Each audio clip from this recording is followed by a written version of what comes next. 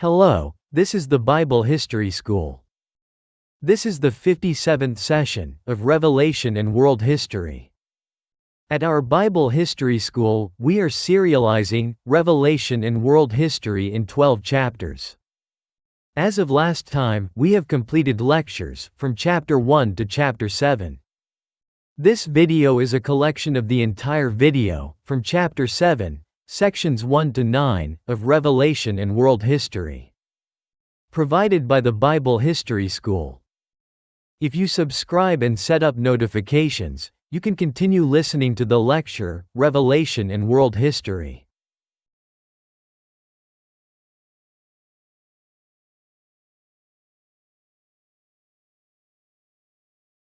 Hello, this is the 49th lecture on Revelation and World History. We have completed chapters 1 through 6 of Revelation and World History. We have completed the first half of the 12-chapter lecture and are now entering the second half. We have covered several crucial topics in the interpretation of the book of Revelation. We have discovered the true identity of the two beasts that appear in Revelation chapter 13, the seven-headed beast. And we have come to know who the beast with two horns like a lamb is, the one corresponding to 666. We also found a community of 144,000 people. We have also historically verified the relationship between Gog and Magog and Babylon. From this lecture onward, we will examine another important topic, the Battle of Armageddon. In this lecture, we will explore the question, what is the Battle of Armageddon?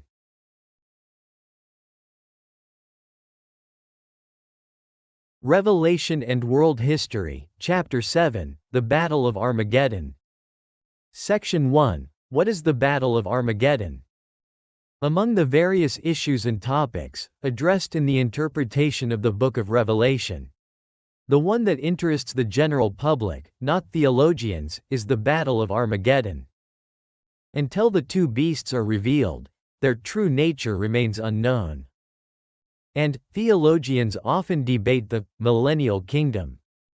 The general public's greater interest in the Battle of Armageddon stems from the belief that it is the so-called final war of humanity at the end of time.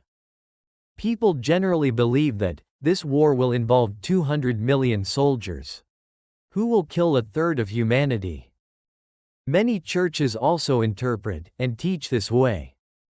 However, this is merely a scenario created by filmmakers and novelists, combining various passages from the book of Revelation.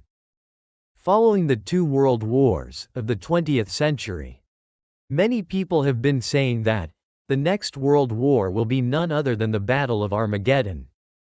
These beliefs have been subconsciously imprinted in people's minds as fact. However, we must first carefully examine the biblical passages that record these events and understand exactly what they are saying. The word Armageddon appears only once in the Bible, in Revelation chapter 16 verse 16. Revelation chapter 16 verse 14 describes the battle that will unfold at Armageddon. It says, the war that will take place on the great day of the Almighty. This great day is synonymous with the day of the Lord and is understood as the day when God judges the world. However, the book of Revelation, like the identity of Gog and Magog, does not provide a detailed historical account of Armageddon. If the identity of Gog and Magog is described in Ezekiel, then it would be appropriate to first examine the text in Zechariah regarding the identity of Armageddon. This is because Zechariah chapter 12 verse 11 describes the mourning in the valley of Megiddo. Let's look at the text in Zechariah chapter 12. The word of the Lord concerning Israel. This is what the Lord says, He who stretched out the heavens, laid the foundations of the earth, and formed the spirit of man within him. Behold, I will make Jerusalem a cup of intoxication for all the peoples around her. even Judah during the siege against Jerusalem. In that day, I will make Jerusalem a heavy stone for all peoples. All who lift it will be severely wounded. All the kingdoms of the earth will gather against it. In that day, declares the Lord, I will strike every horse with terror, and its rider with madness. But I will spare the house of Judah, and I will strike every horse of every people with blindness. The leaders of Judah will say in their hearts, the inhabitants of Jerusalem find strength in the Lord Almighty their God. In that day, I will make the leaders of Judah like a firepot among the trees, like a torch of fire among the sheaves. They will crush all the peoples, surrounding them on their right and on their left. It will be burned to the ground. And the people of Jerusalem will live again in their own home in Jerusalem. The Lord will save the tents of Judah first, so that the glory of the house of David and the glory of the inhabitants of Jerusalem will not be greater than that of Judah. On that day, the Lord will defend the inhabitants of Jerusalem, and the weakest among them will be like David on that day. And the house of David will be like God, like the angel of the Lord before them. On that day, I will seek to destroy the nations that come against Jerusalem. I will pour out on the house of David and the inhabitants of Jerusalem a spirit of grace and supplication, so that they will look on me, the one they have pierced, and they will mourn for him. As one mourns for an only child, and grieve bitterly for him, as one grieves for a firstborn son. On that day, there will be great mourning in Jerusalem, like the mourning at Hadadrimmon, in the valley of Megiddo. The whole earth will mourn, every family apart from itself, the house of David apart, and their wives apart. All the remaining tribes will mourn, each by itself, and their wives by themselves. Zechariah chapter 12 verses 1 to 14. All the kingdoms of the earth will gather against it. Zechariah chapter 12 verse 3. In other words, this passage speaks of the entire world gathering in the valley of Megiddo to attack the one nation of Israel. The day of the Lord is coming, and your wealth will be divided among you. I will gather the nations to fight against Jerusalem. The city will be taken, the houses plundered, and the women ravished. Half the people will go into exile, but the remnant will not be cut off from the city. Then the Lord will go out and fight against the nations, as he did in the day of battle. Zechariah chapter 14 verses 2 to 3. These events are not symbolic, but the prophetic text indicates that war is actually taking place. All the nations of the earth will come against Israel, but their plans will not succeed. For God will strike down the nations that have attacked Israel. In other words, it is clear that the invading foreign nation will be defeated in the war. However, looking into past history, we do not find examples of a coalition of nations invading Israel. Most of the time, a large nation or empire invaded Israel, destroyed it, and made it a vassal state. Assyria, Babylon, Persia, Greece, and the Roman Empire were all like this. On the other hand, the so-called Six-Day War, in modern times, corresponds to the war between Israel and other allied powers. This is the Third Middle East War, that broke out on June 5, 1967. Between Israel and the Arab coalition, Egypt, Syria, Jordan, and Iraq. We referred to Choi Chong-mo's History of Israel. This war was a victory for Israel over the Arab coalition. So, the defeat of the Gentile nations is similar to the text. However, this Arab coalition cannot be considered to correspond to the many nations of the world mentioned in the text. Furthermore, Zechariah chapter 14 verse 2 states that half the people of the cities of Israel will be taken into captivity. However, Israel's unilateral victory in the Six-Day War, which ultimately led to its occupation of the West Bank and the Sinai Peninsula, contradicts the text's description. The world's allies must find a war, in which they attack a single country, Israel. The word Armageddon appears in Revelation chapter 16 verse 16. The word Armageddon refers to Mount Megiddo, or the hill of Megiddo. Zechariah chapter 12 verse 11 describes the mourning in the valley of Megiddo. This passage describes a war in which a coalition of nations from around the world attacks a single nation, Israel.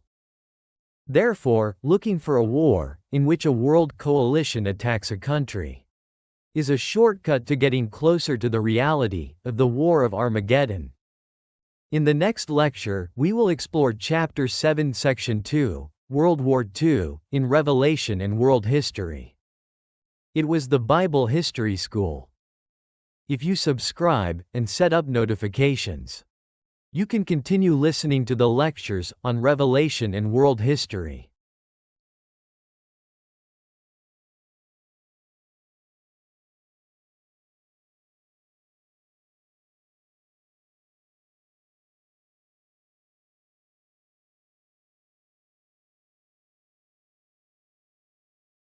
Hello, this is the 50th lecture on Revelation and World History.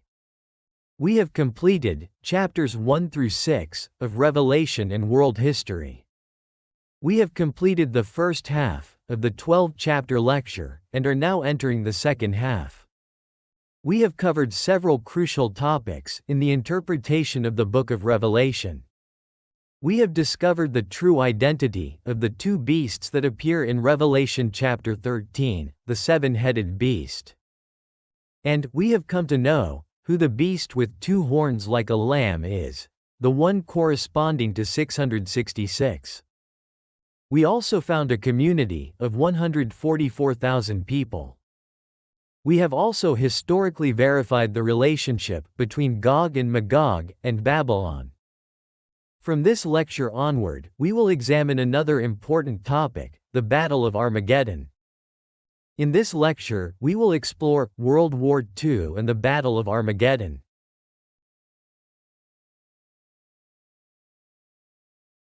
Revelation and World History, Chapter 7, Section 2. World War II and the War of Armageddon. World War II was a war fought in which every corner of the globe became a battlefield. However, this war was waged by Germany and Japan, who then waged war against many other nations. This is the exact opposite of the War of Armageddon, where a global coalition forces attack a single country. However, it is worth examining the details of the war. The following is an overview of World War II. World War II began on September 1, 1939, with the German invasion of Poland.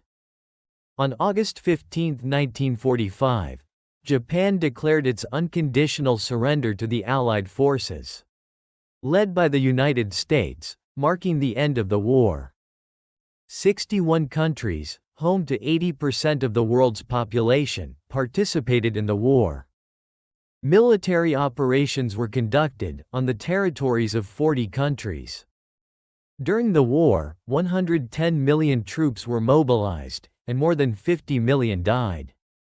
12 million people were murdered in concentration camps, and 95 million were wounded.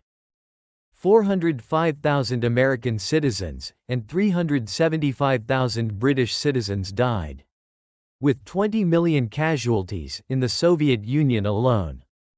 We referred to Alexandrov's Modern World History. World War II was an unprecedented war in human history, fought simultaneously across a wide area of the globe. It is a war that began with Germany's invasion of Poland on September 1, 1939, and lasted for 7 years until Japan's surrender on August 15, 1945. It can be reminiscent of the so-called Seven-Year Tribulation. However, it was not a war that mobilized 200 million soldiers. Although countless lives were lost, it was not a war that killed 1/3 of humanity. Its nature is the opposite of the War of Armageddon, in which the Allied forces attacked one country. However, during World War II, two-thirds of the Jewish people in Europe were massacred. This should be examined, in comparison with the passage in Zechariah chapter 13 verse 8. Two-thirds of the people on the face of the whole earth will perish, but a third will remain. It is said that Hitler perpetrated a genocide to exterminate Jews across Europe, killing 6 million people. This is known as the Holocaust. 165,000 German Jews and 65,000 Austrian Jews perished. More than 32,000 French Jews and 100,000 Belgian Jews perished. More than 140,000 Czechoslovakian Jews and 500,000 Hungarian Jews perished. 2.2 million Soviet Jews and 2.7 million Polish Jews perished. More than 200,000 died in the pogroms and massacres in Romania and Transylvania. Furthermore, the Jews who were forcibly deported and murdered from Albania, Norway, Denmark, Italy, Luxembourg, and Bulgaria must be added to the list. All these people lost their precious lives under the banner of Nazi racial ideology, which the German people directly or indirectly proclaimed, complied with, and followed. We refer to Wolfgang Benz's The Holocaust. This situation is so similar to the prophecy that two-thirds of the whole land will be destroyed, that one might at first think it is a fulfillment of prophecy. However, this historical event does not correspond to the situation in which foreign nations invaded Israel. Furthermore, Zechariah chapter 14 verse 3 states, "He will fight as in the day of battle." But the Holocaust did not occur in a war between Israel and other nations. The Holocaust, a one-sided act of genocide, perpetrated by Hitler and the Nazis, is inconsistent with the circumstances described in the prophetic text. Nevertheless, the slaughter of two-thirds of Europe's Jews is undoubtedly a significant event that must be deeply considered when interpreting the prophecy in this text. We must examine the historical context to determine the differences between what the prophetic text says and how people interpret it. The word Armageddon appears in Revelation chapter 16 verse 16. The word Armageddon refers to Mount Megiddo or the hill of Megiddo. Zechariah chapter 12 verse 11 describes the mourning in the valley of Megiddo. This passage describes a war in which a coalition of nations from around the world attacks a single nation, Israel. Therefore, looking for a war in which a world coalition attacks a country is a shortcut to getting closer to the reality of the War of Armageddon. In the next lecture, we will explore Chapter 7 Section 2, A Third of Humanity Dies, in Revelation and World History. It was the Bible History School. If you subscribe and set up notifications, you can continue listening to the lectures on Revelation and World History.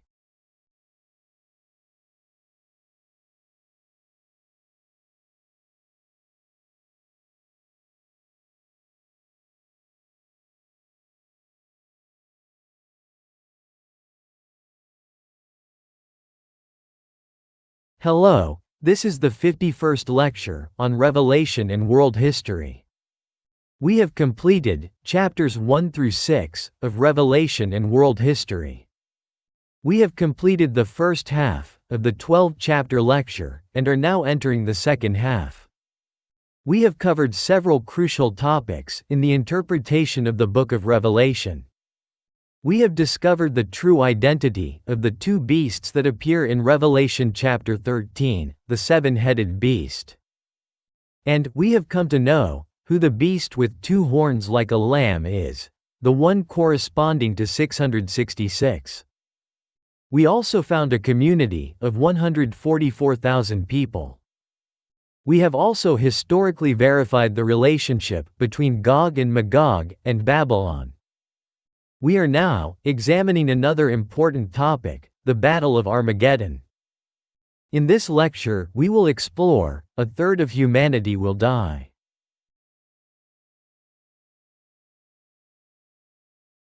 Revelation and World History, Chapter 7, Section 3. A third of humanity dies. By these three plagues, a third of humanity died by the fire, smoke, and brimstone that came out of their mouths. Revelation chapter 9 verse 18. In the prophetic text, a third of humanity should be understood as a third of all humanity. Based on the 2017 population of 7.5 billion, a war would have to kill at least 2.5 billion people. Therefore, the interpretation is that nuclear war is the only possible way to achieve this. However, we must carefully examine the meaning of die in the text. The world population in 1940 is estimated to have been around 2.3 billion. The 70 to 85 million people who died in World War II represent approximately 3% of the total population. Therefore, it wasn't a war where one-third died. If this was the rate of death, even in the horrors of World War II, a war where one-third died would be unimaginable. So, does the expression die in the text really mean the loss of human life? We must find the context within the history of the fulfillment of prophecy. All of these events are related to Babylon, the nation that played a central role in the fulfillment of prophecy. However, the nation we identified as Babylon was the Soviet Union. There was no war initiated by the Soviet Union that resulted in the death of one-third of humanity.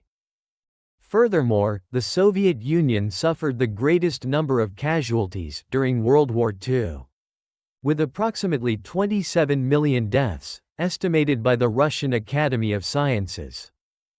Rather, it is no exaggeration to say that one-third of all human casualties were Soviet. If so, then it can be said that there has been no historical event that killed this one-third up to now. However, the Soviet Union has already disintegrated and disappeared from the face of the earth. Will a more powerful power emerge in history to replace the Soviet Union? Will Russia, which replaced the Soviet Union, start World War III? If a new nation must emerge, then Babylon, the beast from the sea, cannot be the Soviet Union. Let's look back at history again. If the equation Babylon is the Soviet Union is correct, then the historical event of this, one-third being killed, must also be related to the Soviet Union to be consistent with the fulfillment of prophecy. If we examine a map, we can clearly see this pattern. If we examine the areas of the countries that were communized by the Soviet Union or chose communism, we can clearly see some of these areas. This includes the Soviet Union, Communist Eastern Europe, Mongolia, China, Vietnam, and North Korea. As you can see here, China, the world's most populous country, has become communist. As a result, 30% of the world's population, almost a third, became citizens of communist countries. Furthermore, these countries occupy approximately one-third of the world's landmass. This should be viewed as an approximate area and population, rather than an exact numerical figure. This was made possible by the inclusion of Russia, which has the largest territory, and China, which has a large population. Past interpretations of the Book of Revelation assumed the expression die referred to the total number of people killed in actual wars. However, it is important to understand that many of the expressions recorded in the Book of Revelation and other prophecies are symbolic. It is easy to understand that the term beast actually refers to a specific nation. However, the expression die has been interpreted as if people must die, leading to a failure to grasp the true nature of the matter.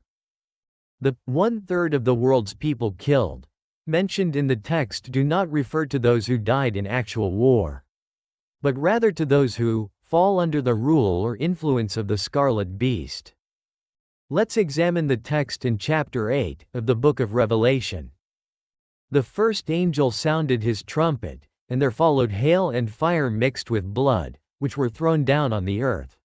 1/3 of the earth was burned up, 1/3 of the trees were burned up, and all green grass was burned up. The second angel sounded his trumpet, and something like a huge mountain, burning with fire, was thrown into the sea, and 1/3 of the sea became blood. 1/3 of the living creatures in the sea died, and 1/3 of the ships were destroyed. The third angel sounded his trumpet, and a great star, blazing like a torch, fell from heaven on 1/3 of the rivers, and on the springs of water. The name of the star is wormwood. 1/3 of the waters became wormwood. And many people died, because the waters were made bitter. The fourth angel sounded his trumpet, and 1/3 of the sun was struck, 1/3 of the moon, and 1/3 of the stars, so that 1/3 of them were darkened. 1/3 of the day did not shine, and likewise the night.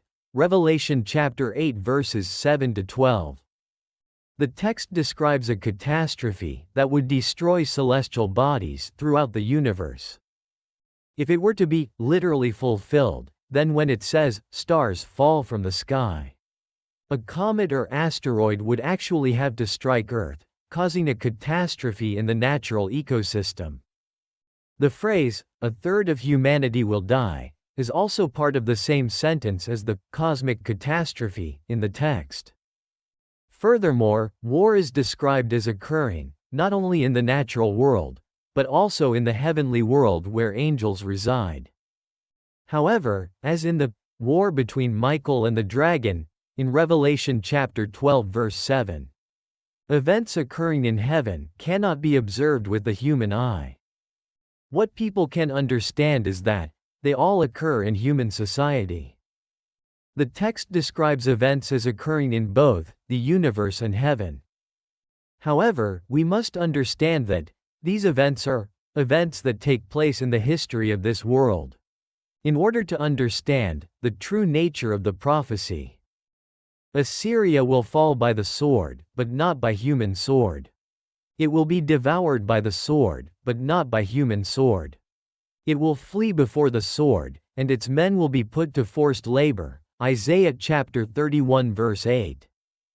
This is one of the key questions to consider when understanding prophetic passages.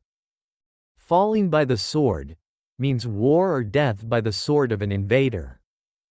However, some historical events in the prophetic books, although described in the text as falling by the sword, are described as not by human sword. In other words, this does not actually mean actual death of people, but rather suggests that the prophecy could be fulfilled in the form of being ruled by some evil power. Therefore, the expression, 1/3 of humanity will die, in the book of Revelation, must be judged by looking at the actual historical context to determine what situation it refers to. 1/3 of the natural world and celestial bodies on earth will be destroyed. Revelation chapter 8 verses 7 to 12. 1/3 of humanity will die. Revelation chapter 9 verses 13 to 21. Is a scenario of historical events that will occur when the 7 angels sound the 7 trumpets. The conclusion points to a history in which 1/3 of the world became communist. This is not explained all at once, but rather depicted as a historical process unfolding in several stages, as the 7 trumpets sound one after another. This sound is not something that can be heard with the human ear, but rather something that can be judged by observing the historical progress on earth.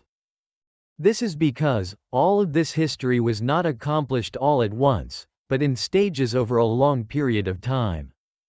If it is said that Babylon will reign over the lands for 70 years, Then, we must compare the historical events that occurred before and after that period to understand it.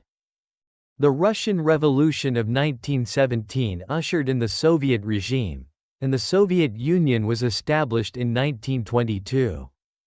Over time, the constituent republics of the Soviet Union merged to form the overall Soviet Union. With the end of World War II, several Eastern European countries fell to communism. At the same time, Kim Il-sung's regime, championed by Stalin, came to power in North Korea. The Chinese Communist Party was founded in 1921. But China as a whole did not establish a communist government until 1949, following the end of the Civil War. The journey from the Cuban Revolution in 1959 to the communist takeover of Vietnam took decades. This represents the process of 1/3 of the world becoming communist. This figure does not represent an exact third of the landmass or the world's population. As a rough approximation, historians and the general public alike say that the communist bloc occupies roughly 1/3 of the world. Given that Genghis Khan's empire is said to have created a great empire that covered half the world, we all know that this doesn't simply refer to the exact size of the territory. Nevertheless, the figure of 1/3 is not merely symbolic, but rather closely approximates reality. Until Eastern Europe fell to communism, it wasn't possible to say that 1/3 of the world's population was communist. But China, the world's most populous country, became communist. Furthermore, as countries like Cuba and Vietnam became communist one after another, this figure is closer to the actual number, rather than an exaggeration. The word Armageddon appears in Revelation chapter 16 verse 16. The word Armageddon refers to Mount Megiddo, or the hill of Megiddo. Zechariah chapter 12 verse 11 describes the mourning in the valley of Megiddo. This passage describes a war in which a coalition of nations from around the world attacks a single nation, Israel. Therefore, looking for a war in which a world coalition attacks a country is a shortcut to getting closer to the reality of the War of Armageddon. In the next lecture, we will explore Chapter 7, Section 4, the Army of 200 Million in Revelation and World History. It was the Bible History School. If you subscribe and set up notifications, you can continue listening to the lectures on Revelation and world history.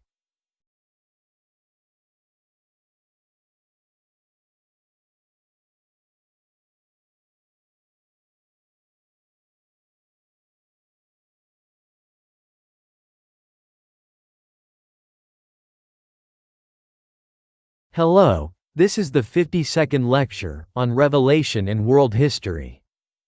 We have completed chapters 1 through 6 of Revelation and world history. We have completed the first half of the 12-chapter lecture and are now entering the second half. We have covered several crucial topics in the interpretation of the book of Revelation. We have discovered the true identity of the two beasts that appear in Revelation chapter 13, the seven-headed beast.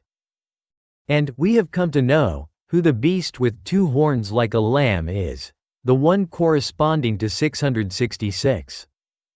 We also found a community of 144,000 people. We have also historically verified the relationship between Gog and Magog and Babylon. We are now examining another important topic, the Battle of Armageddon. In this lecture, we will explore the Army of 200 Million.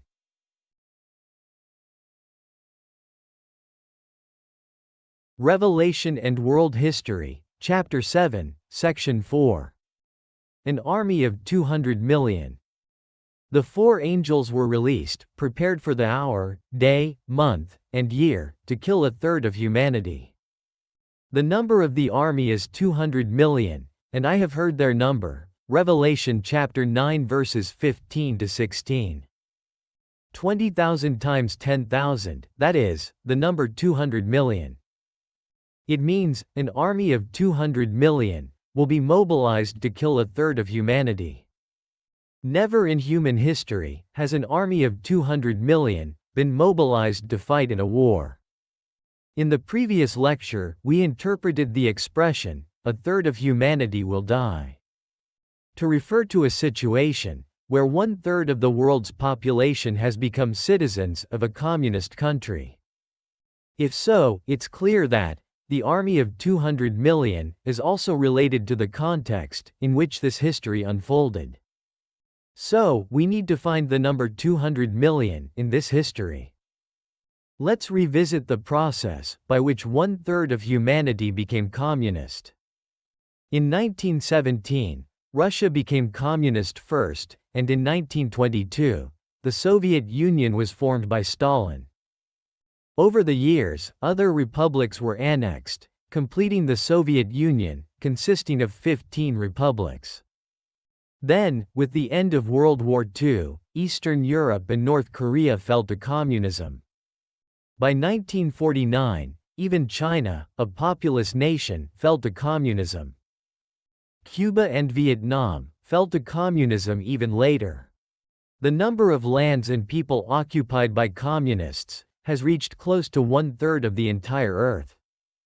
So, somewhere during this period, the number 200 million must be found.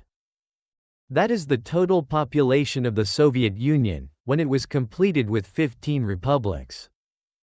Russia conducted its first nationwide census in 1897, during the Russian Empire's reign. According to the first national census of the Russian Empire, conducted at this time, the total population was 124.64 million. We referred to Russia and the Commonwealth of Independent States. The Soviet Union was established in December 1922, following the October Revolution in Russia in 1917. At that time, the Soviet Union covered 2,117 square kilometers and had a population of 145 million. When the Soviet Union was first formed in 1922, it did not consist of 15 republics.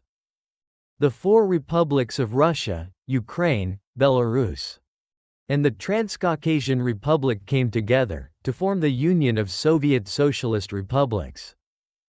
After that, Kazakhstan and Kyrgyzstan became federal republics. The Transcaucasian Republic was dissolved and became 3 independent federal republics: Azerbaijan, Armenia, and Georgia. Following this process, in 1940, Estonia, Latvia, Lithuania, and Moldova established Soviet regimes and joined the Soviet Union. These republics formed a federation that lasted until the dissolution of the Soviet Union in 1991. Ultimately, the Soviet Union was completed in 1940, during World War II, with 15 republics. At this time, the entire population of the Soviet Union was 194.07 million. The number of troops of 200 million does not only refer to the number of soldiers, but also to the fact that the entire population of the Soviet Union, when it was finally established, reached nearly 200 million. After World War II, the population declined significantly. According to census data from 1950, the population was 178.54 million. And by 1960, it had surpassed 200 million. We referred to Russia and the Commonwealth of Independent States. The Soviet Union became the leading communist state. And, when the Soviet Union was finally formed, the total population of the Soviet Union was 200 million. At the end of World War II, Eastern Europe and North Korea fell to communism. Furthermore, we can see the historical context, in which countries like China, Cuba, and Vietnam became communist, completing the process of 1/3 of the world becoming communist. Now, we can find the meaning of the text. An army of 200 million killed 1/3 of the world, within the context of history. When the Soviet Union's constituent republics were established, the total population of the Soviet Union was approximately 200 million. And the fact that 1/3 of the world became communist, thanks to the coercion and power of the Soviet Union, completed the prophetic narrative of an army of 200 million killed 1/3 of humanity. The total population of countries with communist regimes around 1989 to 1991 is estimated to have been approximately 1.6 to 1.7 billion. This represents approximately 30 to 35% of the world's population of approximately 5 billion at the time. The population when the Soviet Union was finally formed was 200 million. And it can be concluded that all the communist countries in the world combined would amount to 1/3 of the world. The seven-headed beast is the Soviet Union. The seven heads represent Lenin, Stalin, Khrushchev, Brezhnev, Andropov, Chernenko, and Gorbachev. That is, they are the seven most powerful people who ruled the Soviet Union. And Babylon will last 70 years. The Soviet Union was first formed in 1922 by Stalin. It was dissolved in December 1991, during Gorbachev's time. The Soviet Union lasted exactly 70 years. We find that the series of historical events coincides perfectly with the prophetic text, without any exception. The word Armageddon appears in Revelation chapter 16 verse 16. The word Armageddon refers to Mount Megiddo, or the hill of Megiddo. Zechariah chapter 12 verse 11 describes the mourning in the valley of Megiddo. This passage describes a war in which a coalition of nations from around the world attacks a single nation, Israel. Therefore, looking for a war in which a world coalition attacks a country is a shortcut to getting closer to the reality of the War of Armageddon. In the next lecture, we will explore Chapter 7 Section 5, the Korean War, in Revelation and World History. It was the Bible History School. If you subscribe and set up notifications, you can continue listening to the lectures on Revelation and World History.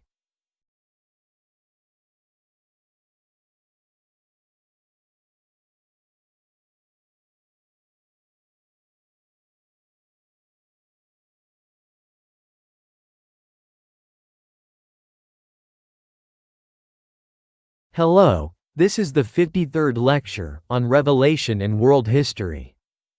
We have completed chapters 1 through 6 of Revelation and World History. We have completed the first half of the 12-chapter lecture and are now entering the second half. We have covered several crucial topics in the interpretation of the book of Revelation. We have discovered the true identity of the two beasts that appear in Revelation chapter 13, the seven-headed beast. And we have come to know who the beast with two horns like a lamb is, the one corresponding to 666. We also found a community of 144,000 people. We have also historically verified the relationship between Gog and Magog and Babylon. We are now examining another important topic, the Battle of Armageddon. In this lecture, we will explore Armageddon and the Korean War.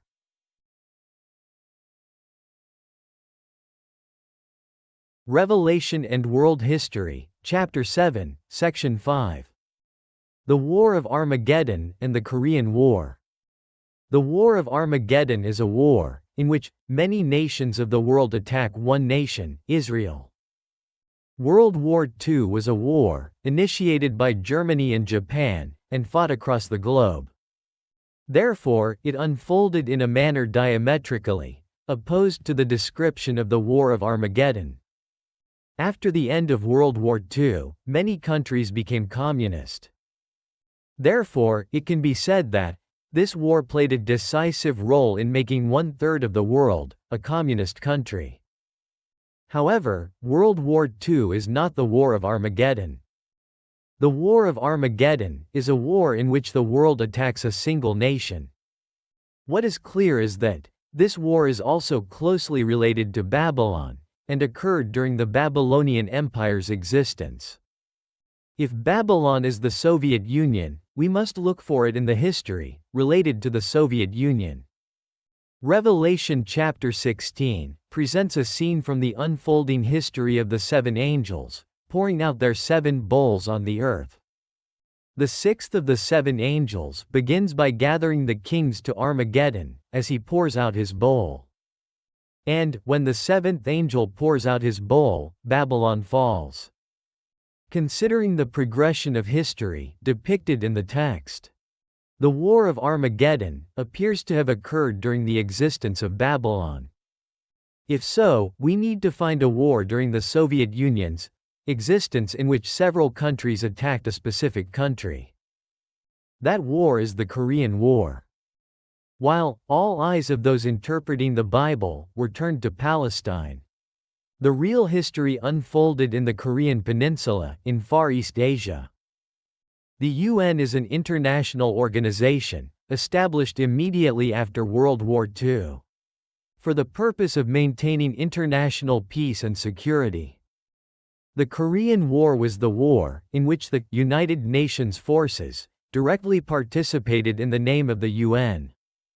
On the dawn of Sunday, June 25, 1950, the North Korean army invaded the South. Consequently, on July 7, the UN forces were established by a UN Security Council resolution, and General MacArthur was appointed as their commander. We referred to Kim Sung-woo's History of the Korean War. A total of 16 countries directly dispatched troops to the Korean Peninsula. This war was waged under the resolution of the UN, the sole UN organization at the time, and thus can be considered a war decided by the United Nations. The UN forces entered the war to support South Korea. Conversely, with the entry of the Chinese army into the war, the Communist bloc supported North Korea. After World War II, the world was divided into two camps, the Communist bloc and the Free bloc. These two factions converged on the Korean Peninsula, supporting either South or North Korea, and waged war. The UN forces attacked North Korea, and the Communist bloc attacked South Korea. As a result, it appears that virtually the entire world is attacking the Korean Peninsula. This is evident in the 16 countries that participated in the war under the UN's leadership.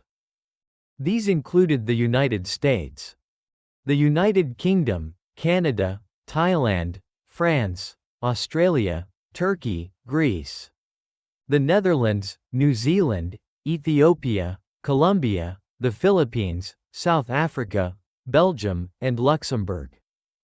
Furthermore, Denmark, Norway, Italy, India, and Sweden sent medical support teams. The participating nations represented a diverse range of countries from every continent. UN forces supported South Korea and attacked North Korea, and the Communist bloc attacked South Korea. In the end, the whole world attacked the Korean Peninsula. As a result of the war, the South Korean and UN forces suffered approximately 178,000 killed, 555,000 wounded, and approximately 42,000 missing or captured. The North Korean and Chinese forces are estimated to have suffered approximately 660,000 killed, 800,000 wounded, and 130,000 missing or captured. Furthermore, civilian casualties in both Koreas amounted to approximately 2,490,000. Refugees 3,200,000, war widows 300,000, and war orphans 100,000. We referred to Kim Sung-woo's History of the Korean War. The Korean War devastated the entire Korean Peninsula. Despite the numerous casualties, orphans, and 10 million separated families, Neither side achieved victory, and a ceasefire was signed. On that day, I will seek to destroy the foreign nations that come against Jerusalem. Zechariah chapter 12 verse 9. The UN forces that attacked North Korea failed to win, and the communist forces that attacked South Korea failed to achieve victory. In the end, the entire world attacked the Korean Peninsula, but neither side achieved victory. The attacks on the Korean Peninsula were unsuccessful, and a ceasefire was signed, resulting in the formation of the Demilitarized Zone, a vast, impassable valley. At that time, the Lord will go out and fight against those foreign nations, as in the day of battle. The Mount of Olives will split in its middle, from east to west, creating a very large valley. Half of the mountain will move toward the north, and half of it will move toward the south.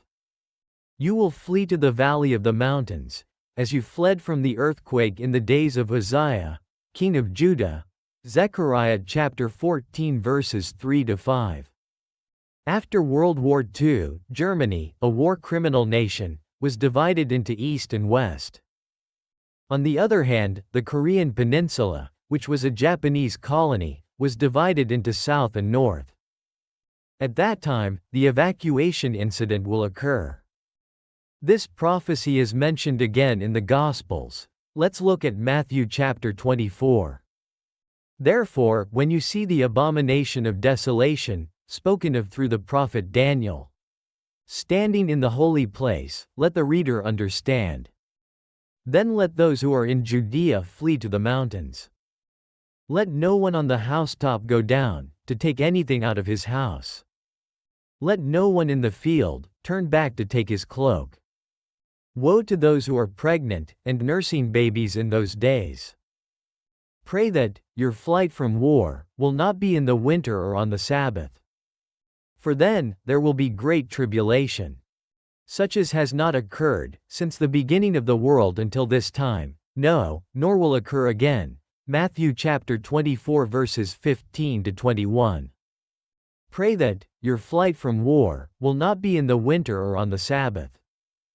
This statement strongly suggests that the war will occur in winter or on the Sabbath. The day the Korean War broke out, June 25, 1950, was Sunday, the very day Korean churches observe as the Sabbath. At this time, unprepared South Koreans fled en masse to the south. Following General MacArthur's Incheon landing operation, they advanced to the mouth of the Yalu River. That winter, the second evacuation occurred, due to the intervention of the Chinese army. The time of evacuation, the so-called 1-4 retreat, was during the cold winter on the Korean Peninsula. Earthquake refers to the division of the Korean Peninsula into North and South. The Big Valley refers to the situation where South and North Korea are divided. This refers to a situation where the military demarcation line is blocked by a barbed wire fence, making it impossible for people to pass through. The day of escape refers to the first flight on the Sabbath day of June 25, 1950, when the war first broke out. And after recapturing Seoul, the Koreans advanced northward, but were interrupted by the intervention of the Chinese Communist Army. It is a historical fact that on January 4, 1950, in winter, there was a second evacuation to escape the war. The text's description and historical context are precisely aligned. The word Armageddon appears in Revelation chapter 16 verse 16. The word Armageddon refers to Mount Megiddo or the hill of Megiddo. Zechariah chapter 12 verse 11 describes the morning in the valley of Megiddo. This passage describes a war in which a coalition of nations from around the world attacks a single nation, Israel. Therefore, looking for a war in which a world coalition attacks a country is a shortcut to getting closer to the reality of the War of Armageddon. It is the Korean War. In the next lecture, we will learn about Chapter 7, Section 6, a terrible war and the influx of gold, silver, and clothing. It was the Bible History School. If you subscribe and set up notifications, you can continue listening to the lectures on Revelation and world history.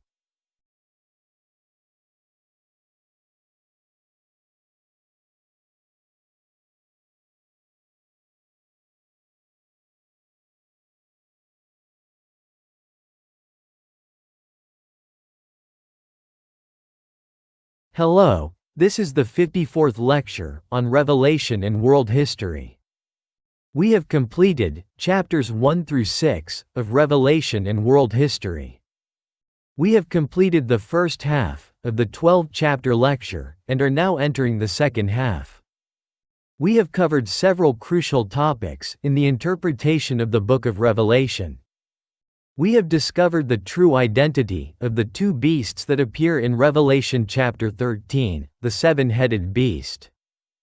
And we have come to know who the beast with two horns like a lamb is, the one corresponding to 666. We also found a community of 144,000 people.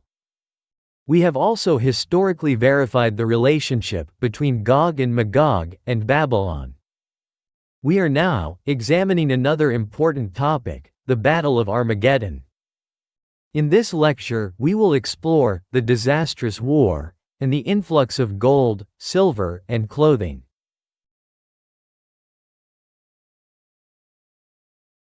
Revelation and World History, Chapter 7, Section 6. A devastating war and the influx of gold, silver, and clothing. Let's examine Zechariah chapter 14. This is the plague the Lord will bring on all the nations who fought against Jerusalem. Their flesh will rot away while they stand on their feet. Their eyes will rot away in their sockets, and their tongues will rot away in their mouths. On that day, the Lord will cause a great uproar among them. They will seize each other's hand, and raise their hand against each other. Judah will also fight at Jerusalem. Then the treasures of the surrounding nations will be gathered, gold, silver, and clothing, in great abundance. This will be the same plague on the horses, mules, camels, donkeys, and all the livestock in the camps. Zechariah chapter 14 verses 12 to 15. The Korean War was a more brutal war than any other. The US B-29 fleet, known as Flying Fortresses, indiscriminately dropped bombs. The entire country was reduced to ashes by this so-called carpet bombing. The following is a scene from the war records of Jinju, South Gyeongsang Province, South Korea. The damage to Jinju City was as severe as any other city in the country. A massive bombing campaign by the U.S. Air Force destroyed every government office, factory, and home in the city. As a result, it became a pile of ashes that was unknown. Except for the outskirts, the entire city was burned and destroyed. The reason Jinju City was reduced to rubble within days of the bombing was because of the large number of Japanese-style wooden buildings built during the Japanese colonial period. The residential areas were also home to many thatched roof houses. And, when incendiary bombs or bombs were dropped, the resulting flames were carried by the wind, creating a sea of fire. Furthermore, when napalm exploded, the deadly heat engulfed the area, engulfing even shelters. As a result, all living things were instantly killed. We referred to Kim Kyung-yun's People and War Memory. In this way, not only people, but also animals were not spared from the ravages of war. Zechariah chapter 14 verse 15.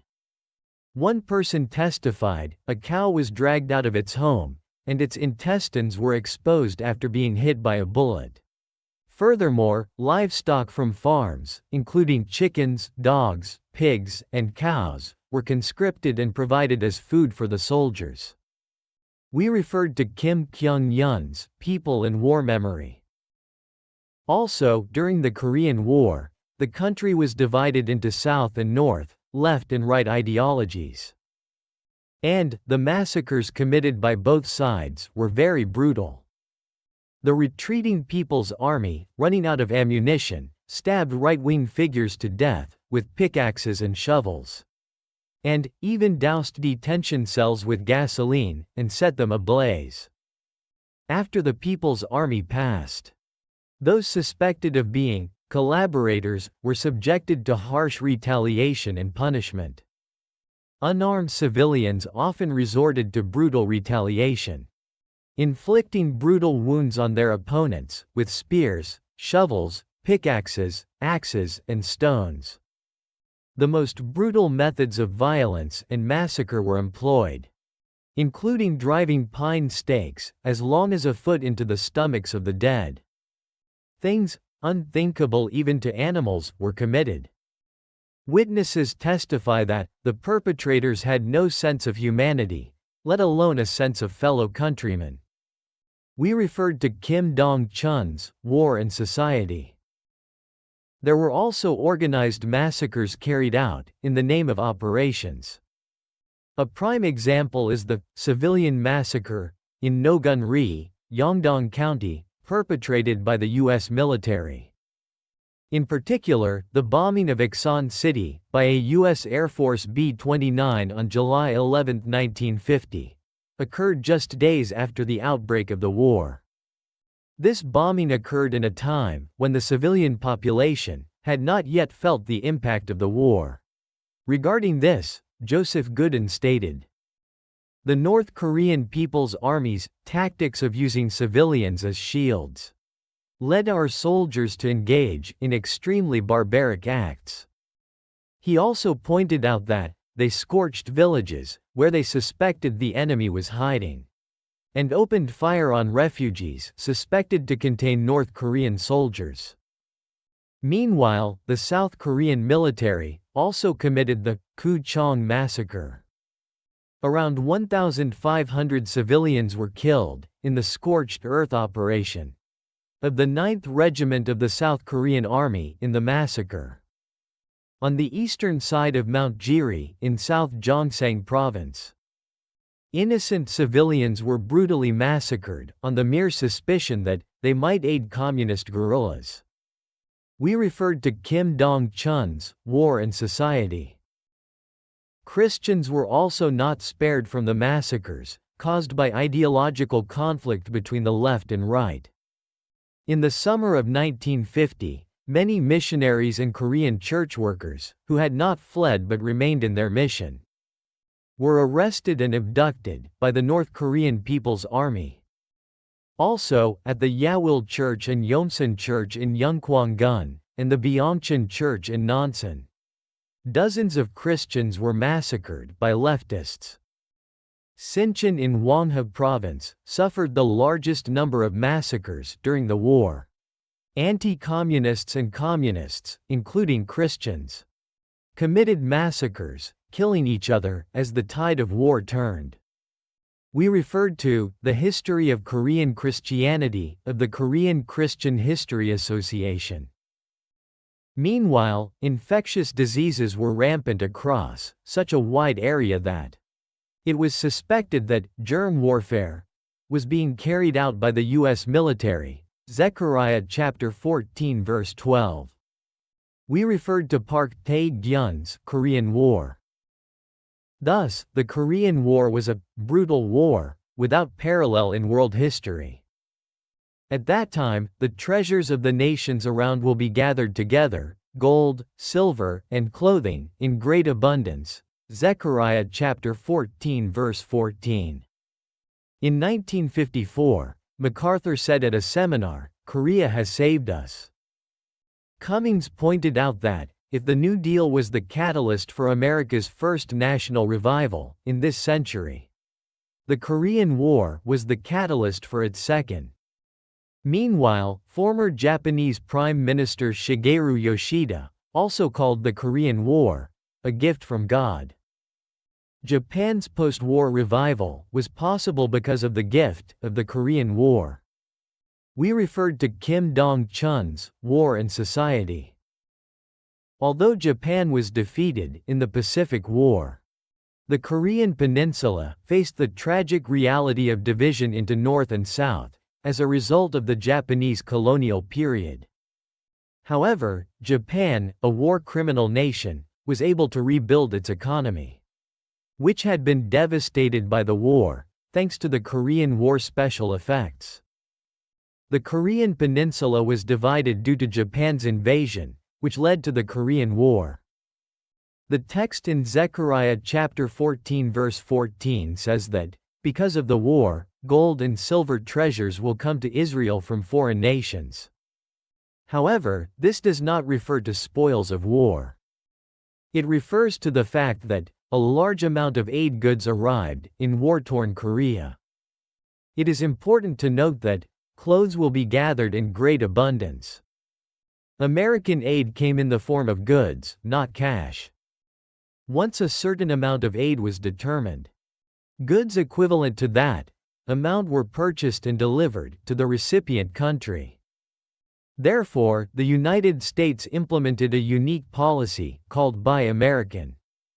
In other words, by purchasing aid goods as American-made products, they benefited American manufacturers, whose exports were disrupted by the aid.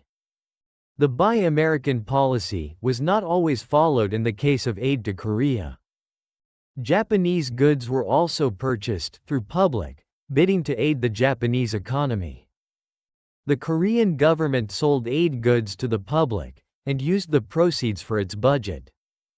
In the 1950s, more than 40% of total government revenues were covered by American aid. We referred to Park Tae-gyun's The Korean War. Notably, clothing was a significant component of the relief goods received at that time.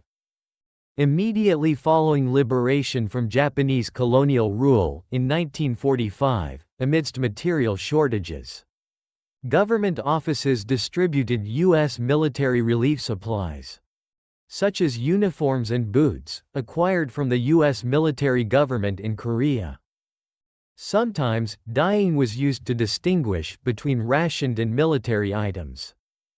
We referred to Go-bu Ja's, Our Life 100 Years, clothing. During the Korean War, large quantities of relief, supplies and uniforms were also distributed. Many people hurriedly fled, packing only emergency food and basic clothing in bundles. For these refugees, clothing, along with food, was the most essential item to survive the harsh winter cold. Even Rev. Harold Volkel, who came to Korea as a U.S. military chaplain, participated in the Refugee Relief Project. Large quantities of food and clothing were transported by car and distributed to the starving and destitute residents. We referred to Kim Kwang-soo's History of North Korean Christianity. UNICEF and others sent relief supplies, including used clothing, to aid in the reconstruction and recovery of South Korea, which had been devastated by the war. In 1954, 3,000 tons of used clothing from the Danish Red Cross arrived in Busan and were distributed to refugees. UNICEF also sent 40,000 blankets and 500 bags of clothing. These were called aid supplies or relief goods, and the largest amount was clothing. We referred to Go-bu Ja's, Our Life 100 Years, clothes. There was a time around the Korean War when clothing flowed into the Korean Peninsula in particularly large quantities. It wasn't spoils of war. It was a dark time when South Korea, devastated by war, and one of the world's poorest countries, barely managed to survive on relief supplies from wealthier countries. Not only South Korea, but also North Korea received significant economic aid from the Soviet Union and China. Kim Il-sung signed the North Korea-Soviet Economic and Technical Assistance Agreement during his visit to the Soviet Union from September 1 to 29, 1953. The agreement called for the Soviet Union to lend North Korea 1 billion rubles, or $250 million at the time, over 2 years. It also included a 50% reduction in North Korea's debt to the Soviet Union. In addition, the North Korea-China Economic and Cultural Cooperation Agreement was concluded during a visit to China from November 10 to 27, 1953. The agreement called for China to lend North Korea 8 trillion yuan, or $320 million at the time, in goods over 4 years. It also included the forgiveness of all North Korean debts to China. Aid also came from several Eastern European countries, and even impoverished Mongolia. We referred to Kim Hak-jun's 50 Years of North Korea History. In this way, both South and North Korea received war supplies from around the world, both from the free world and the communist bloc, before and after the Korean War. And a massive influx of aid funds for post-war economic support flowed into the Korean Peninsula. If the words of Zechariah chapter 14 verse 14 apply to the Korean Peninsula, it doesn't mean that there will be abundant spoils of war, such as gold, silver, treasures, and clothing. It can be understood as a large amount of aid goods will arrive to rebuild the war-torn Korean Peninsula. The word Armageddon appears in Revelation chapter 16 verse 16. The word Armageddon refers to Mount Megiddo, or the hill of Megiddo. Zechariah chapter 12 verse 11 describes the mourning in the valley of Megiddo. This passage describes a war in which a coalition of nations from around the world attacks a single nation, Israel. Therefore, looking for a war in which a world coalition attacks a country is a shortcut to getting closer to the reality of the War of Armageddon. It is the Korean War. In the next lecture, we will examine Chapter 7, Section 7, and Section 8, the consequences of the war, in Revelation and world history. It was the Bible History School. If you subscribe and set up notifications, you can continue listening to the lectures on Revelation and world history.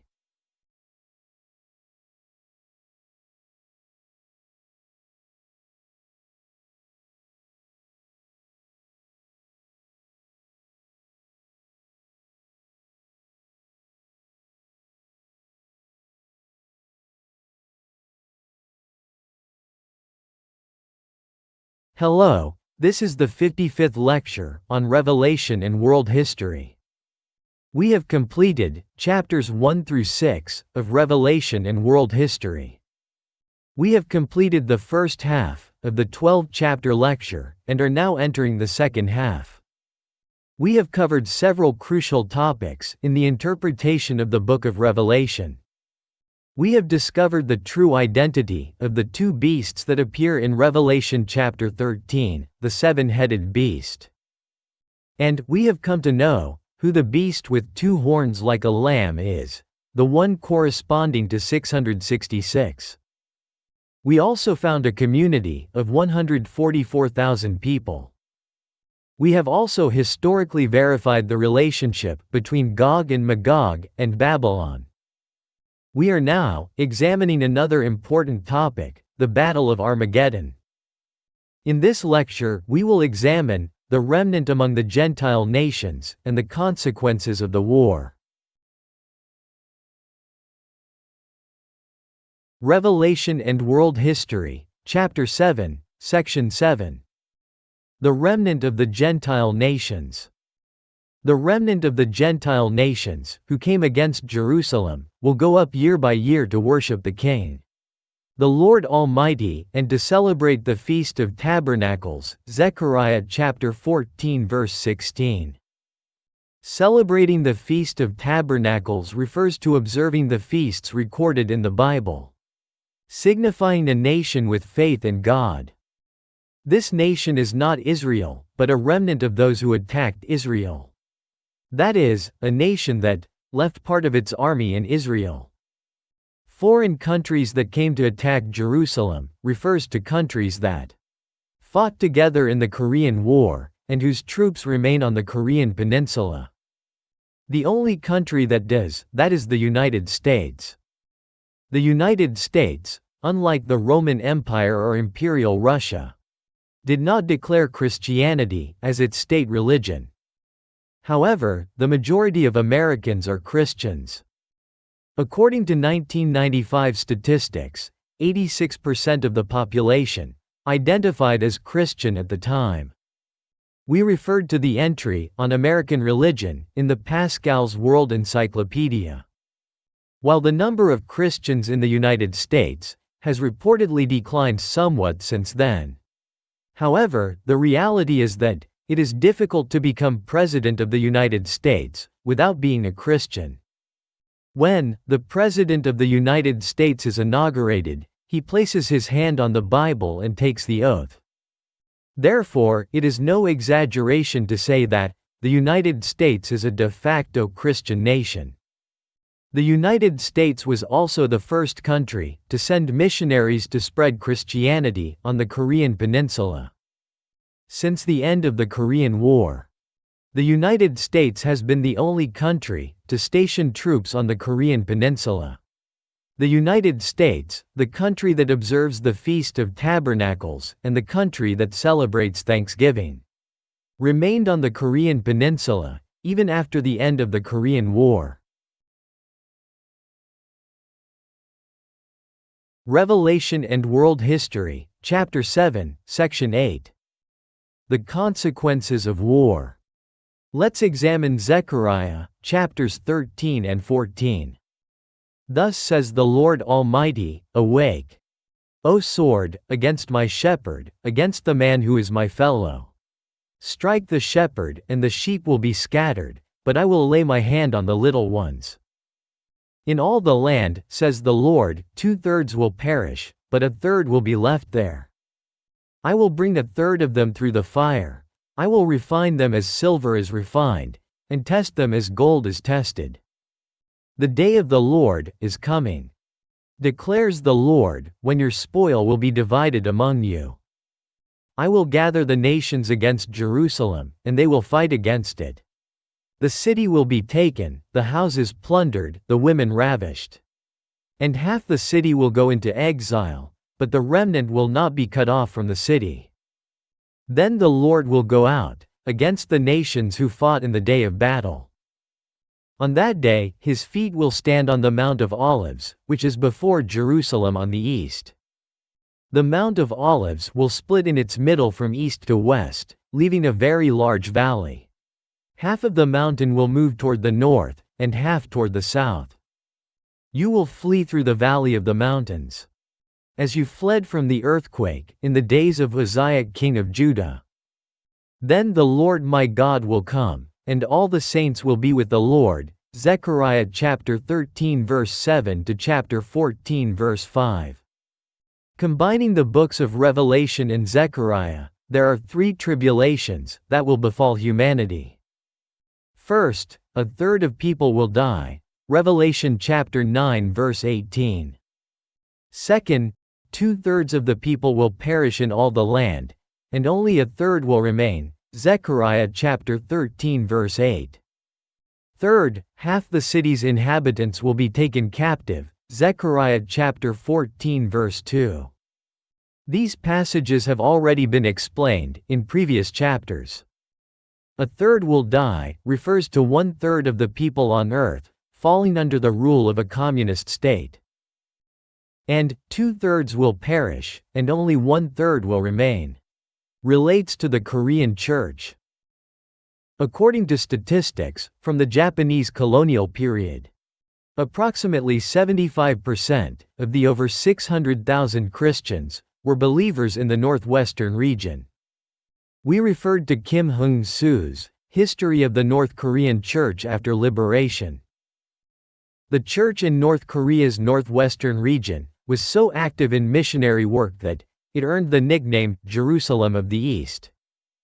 However, under the rule of Kim Il-sung, who was appointed by Stalin, every single official church building was destroyed. During the Day of Escape, the start of the Korean War, many pastors serving in North Korea fled south.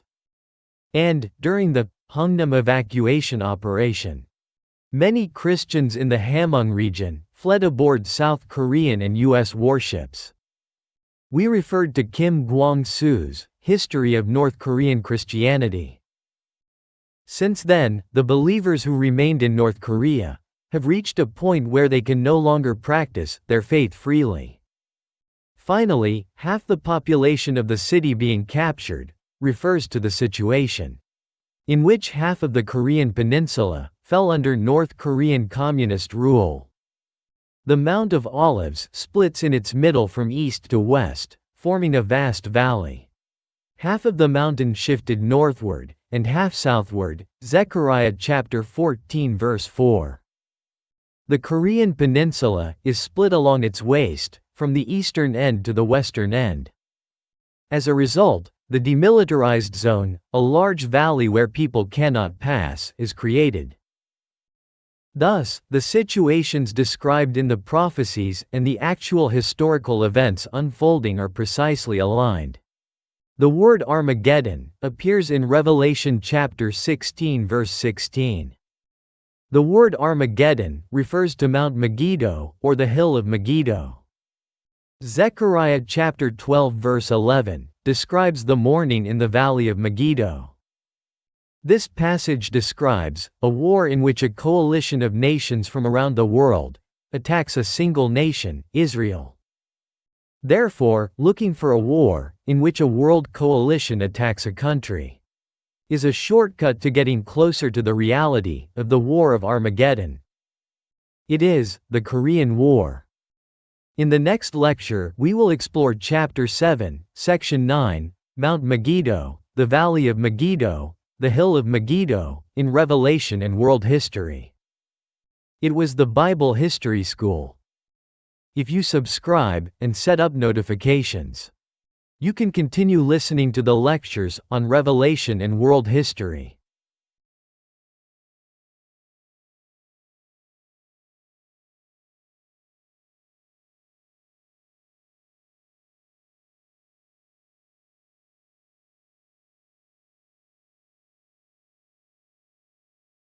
Hello, this is the 56th lecture on Revelation and World History.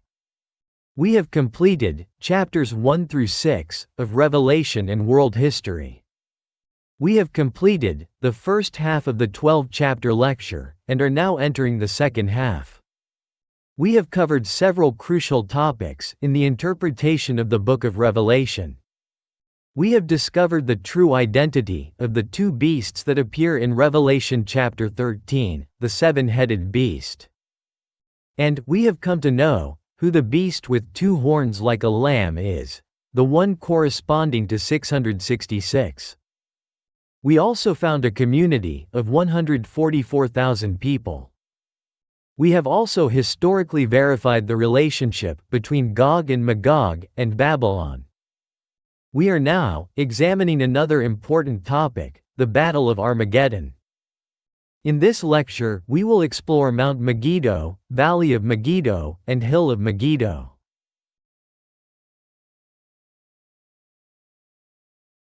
Revelation and World History, Chapter 7, Section 9. Mount Megiddo, Valley of Megiddo, Hill of Megiddo. Let us examine Zechariah chapter 14. You will flee to the valley of the mountains, just as you fled from the earthquake in the days of Uzziah king of Judah. In that day there will be no light, and the bright things will depart. There will be a day known to the Lord, neither day nor night. When it is dark there will be light. Zechariah chapter 14 verses 5 to 7. On June 25, 1950, 3 days after North Korea began the Korean War, the capital city of Seoul fell. The South Korean army pushed back, was defending its final line of defense along the Nakdong River. If Daegu fell into the hands of the North Korean People's Army, Busan would be the only remaining defense. If they could no longer hold out at the Daegu front, they would lose the war and face the fate of the entire Korean peninsula, falling to communism. Beyond Busan, there was only the sea, leaving them with nowhere to escape. just as when the U.S. military withdrew from Vietnam during the Vietnam War. Only a few people will be able to board the boats and become boat people. This could be expressed as, the fate of the fatherland was on the brink of a precipice. The fiercest battle fought to defend Daegu was the Battle of Da Bu Dong. This was a necessary passage for any advance, from north to south, and served as a gateway to Daegu. If they lost this battle, Daegu would fall into the hands of the North Korean People's Army, putting the war in a desperate situation. When it gets dark, there will be a ray of light. Zechariah chapter 14 verse 7. As soon as the war broke out, they were pushed south without time to defend themselves, surrendering their capital, Seoul, to the North Korean People's Army in just 3 days. Back to the Nakdong River front, they were in danger of losing the war, without the help of US and UN forces. The entire Korean peninsula was in a situation where it had no choice but to fall into the hands of the communist forces. If this last line of defense collapses, South Korea's fate will be in grave danger. The most intense battle of the Nakdong River defense line operation was the Battle of Da Bu Dong. This battle involved a full-scale offensive by 4 North Korean divisions, from August 3 to September 22, 1950. We referred to Kim Sung-woo's History of the Korean War. On September 15, 1950, the Incheon landing operation, led by General MacArthur, was successful. This operation cut off the North Korean Army's supply lines, halting their advance and forcing them to retreat. As a result, Seoul was recaptured. Furthermore, it enabled South Korean and UN forces, who had been on the defensive, to launch a counterattack. At a time when the nation's fate was dwindling, a light was once again shining. After the war, all churches in North Korea were destroyed. If the North Korean army had won, and the Korean peninsula had become communist, the terrible result would have been the extermination of Christians on the Korean peninsula. In a fate like a candle in the wind, the church in South Korea survived. The number of believers in South Korean churches gradually increased, reaching 10 million. The word Armageddon translates to Mount Megiddo, or Hill of Megiddo. In the book of Zechariah, it is referred to as the Valley of Megiddo, Zechariah chapter 12 verse 11. The city defended during the Battle of Da Bu Dong during the Korean War was Daegu. Literally, it means Great Hill. The city was named after its basin surrounded by mountains. The Battle of Da Bu Dong was also fought on a great hill. The place name of Busan, where the Provisional Government of the Republic of Korea was located during the Korean War, also ends with mountain. See lecture in Chapter 5, Section 4.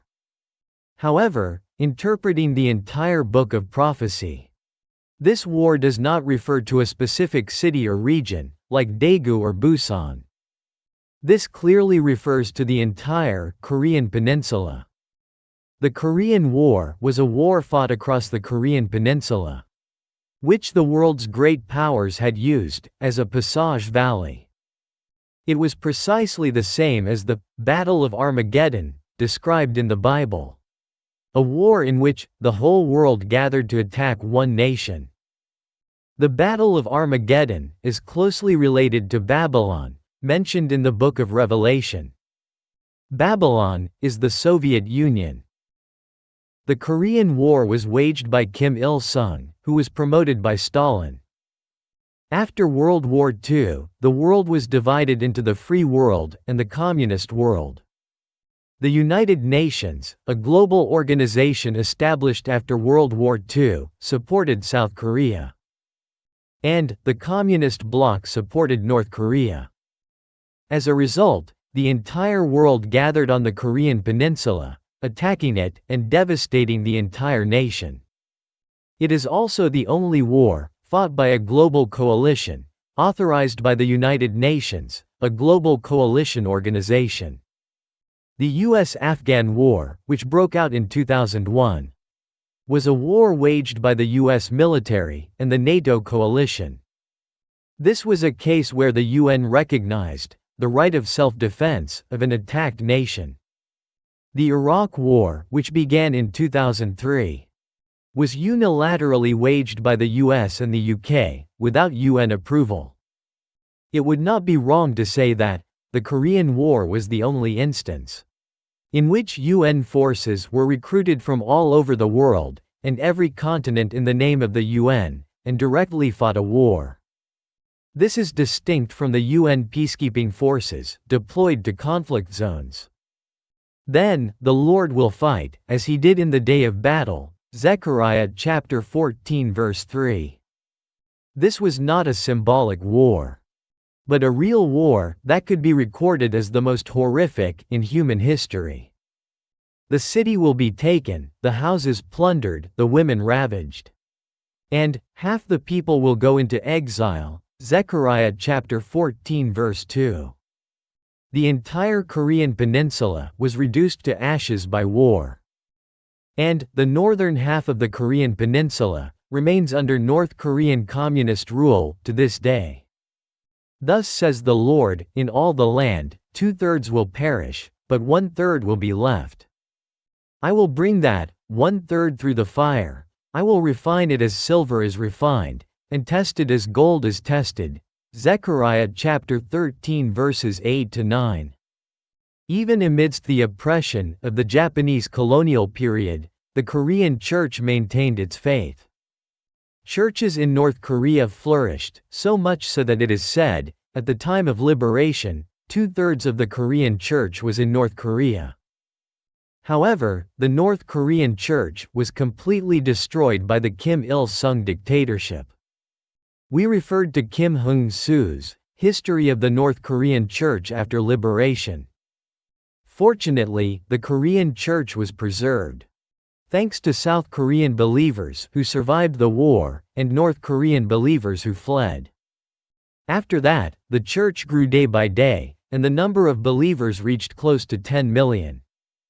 Furthermore, it became the country that sent the second largest number of missionaries overseas after the United States. On that day, living water will flow out from Jerusalem, half to the East Sea and half to the West Sea, in summer and in winter. Zechariah chapter 14 verse 8. This passage clearly describes the geographical characteristics of the historical site, where the prophecy was fulfilled. See lecture in chapter 5. This is the same description as the land divided by rivers, in Isaiah chapter 18 verse 2. The spring water that originated from the peak of Baekdu mountain became the source of the river. Half of it became the Tumen River, which flows into the East Sea, and half became the Yalu River, which flows into the West Sea. All of these events recorded in the prophecy unfolded on the Korean peninsula, where these two rivers form the border. Everett Carver states, it is physically impossible for water to flow in two directions from its source. We refer to Everett Carver's Encyclopedia of End Times. However, the Yalu and Duman rivers clearly originate from the same place, the Baekdu Mountain Chunji Pond. Including the Songhwa River flowing north, there are 3 rivers, originating from the same place. But theologians were unaware of that fact. A country divided by rivers, or a country with river-bound borders, is the Korean Peninsula. The Korean Peninsula is a country where 70% of its territory is mountainous. In other words, the war that took place on the Megiddo Hill was the Korean War. The word Armageddon appears in Revelation chapter 16 verse 16. The word Armageddon refers to Mount Megiddo, or the Hill of Megiddo. Zechariah chapter 12 verse 11 describes the mourning in the valley of Megiddo. This passage describes a war in which a coalition of nations from around the world attacks a single nation, Israel. Therefore, looking for a war, in which a world coalition attacks a country, is a shortcut to getting closer to the reality of the War of Armageddon. It is the Korean War. In the next lecture, we will explore Chapter 8, Section 1, The Dictator Who Terrified the World. It was the Bible History School. If you subscribe and set up notifications, you can continue listening to the lectures on Revelation and world history.